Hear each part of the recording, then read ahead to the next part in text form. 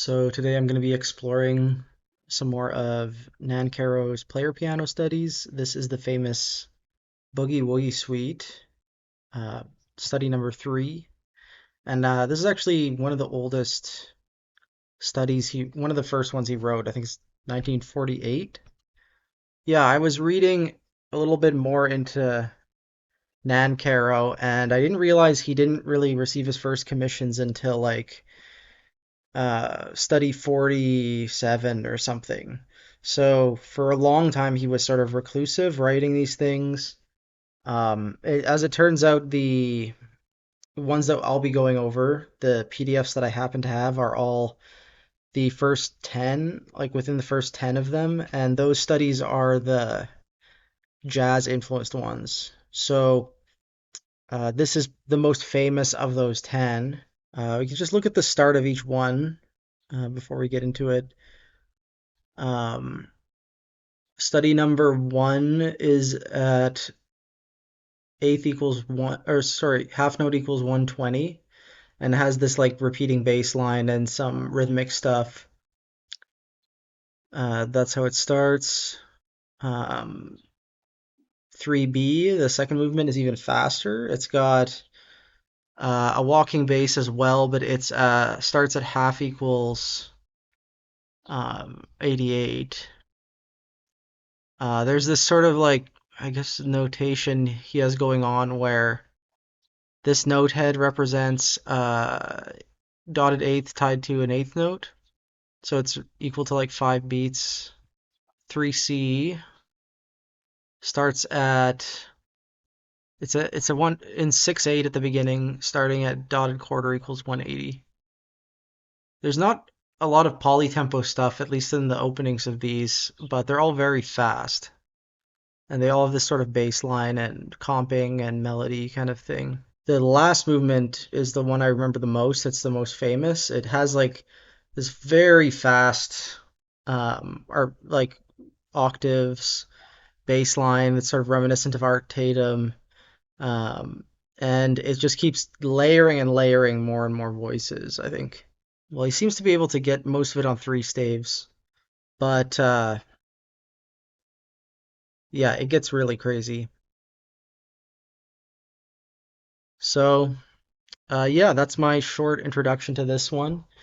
Um, it's more like 5 studies, but I'm covering it as just one, and it's upwards of 16 minutes long. So it's one of the longer things that Nancarrow ever put together. Okay, so this was really enjoyable.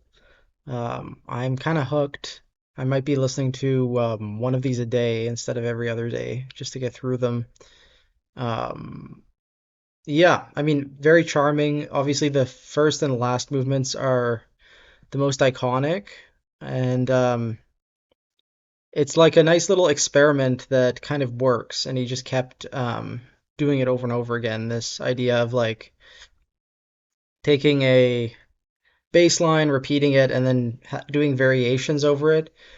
It's a really strong idea. Like we looked at the second study last session, and it was a little bit more elaborate in terms of the like polytempi and you know the way it was designed, but it was less effective, I think, than just this sort of virtuosic like variations kind of thing, which is super easy to hold on to as a listener.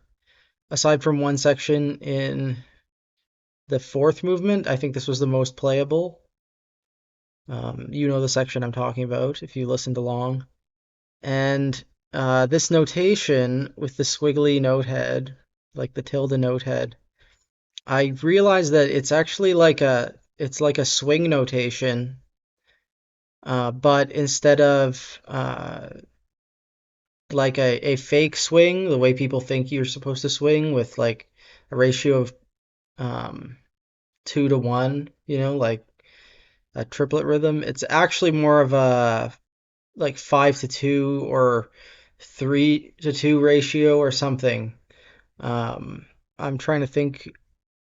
Yeah, I guess would have to be. So it's like a ratio of 5 to 3 or something. So that's how he effectively gets that swing style. But it goes to show like how organic piano rolls can actually be. I think Nancarrow had to sort of modify the mechanism to freely place notes because normally piano rolls like have a defined grid, but he's going against the grid here, and he can have any sort of swing rhythm he wants. He can play with all those nuances that normally is has to be felt. You know, here he's actually thinking through it. So next up is the fourth study. I'm gonna go into that one blind.